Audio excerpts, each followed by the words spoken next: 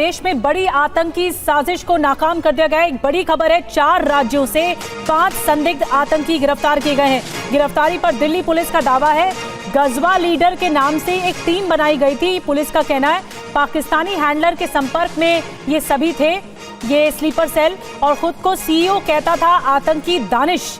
ये भी पुलिस ने खुलासा किया है, कोड नेम चलता था आतंकियों का।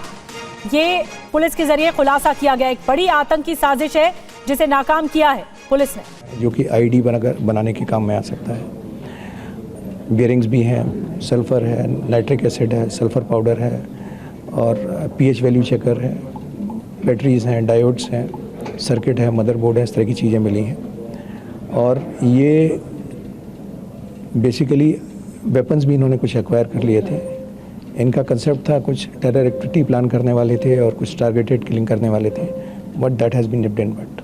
दिल्ली से 2 आतंकी गिरफ्तार किए गए हैं, वो दिल्ली में क्या करने आए थे, कौन कौन गिरफ्तार हुआ है? सबसे पहली अरेस्ट इनफैक्ट इसमें अबू बकर सूफियान और आफ्ताब अंसारी की हुई थी। ये दोनों मुंबई के रहने वाले हैं, थाने डिस्ट्रिक्ट के रहने वाले हैं, और अबू बकर सूफियान मुंब्रा का रहने वाला है। ये सबसे पहली अरेस्ट परसों इन्हीं दोनों की हुई थी। ये कहीं से वेपन एक्वायर करके दिल्ली से ट्रेन पकड़ के जा रहे थे। दिल्ली से बाहर से इन्होंने कहीं से वेपन एक्वायर किया था और ट्रेन पकड़ के ये दिल्ली मुंबई जा रहे थे, तो उस वक्त हमारी टीम ने इनको गिरफ्तार किया। इनमें मास्टरमाइंड कौन है और क्या पाकिस्तान का भी कुछ रोल है? अभी तक की जो इन्वेस्टिगेशन है उससे एक इम्पॉर्टेंट की कैरेक्टर जो आ रहा है वो असरार दानिश है, जो इन सबको जोड़े हुए था।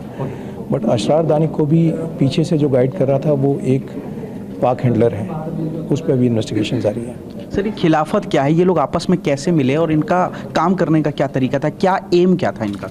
इनका एम जैसा होता है कि मिसगाइडेड और रेडिकलाइज लड़के हैं, रेडिकलाइज यूथ्स हैं, और ये टेरर जो इनकी डिस्टॉर्टेड अंडरस्टैंडिंग है रिलीजन की, उसके हिसाब से ये टेररिस्ट एक्टिविटीज़ को अंजाम देना चाह रहे थे। तो इस खिलाफत की इनका अंडरस्टैंडिंग यही है कि एक जगह अगर आप ले लेते हैं और उस जगह पे आप खिलाफत इस्टेब्लिश कर देते हैं, शरिया लगा देते हैं। हालांकि ये लीगल है और ये पॉसिबल भी नहीं है, लेकिन इनकी डिस्टॉर्टेड अंडरस्टैंडिंग है। और उसके बाद में ये टेरर एक्टिविटीज़ को जब कैरी आउट करते हैं तो इनको लगता है कि इनके पास में मॉरल जस्टिफिकेशन है, इसीलिए इस्टेब्लिश कर रहे थे। तो सर, क्या ये लोग कोई ब्लास्ट वगैरह भी करने चाहते थे और पाकिस्तानी हैंडलर से लगातार जुड़े हुए थे ये लोग? पैसा भी कहाँ से आया? ये बहुत इनिशियल स्टेज है ये सब चीज़ें का, क्योंकि मैंने आपसे कहा कि this group has been nipped in bud.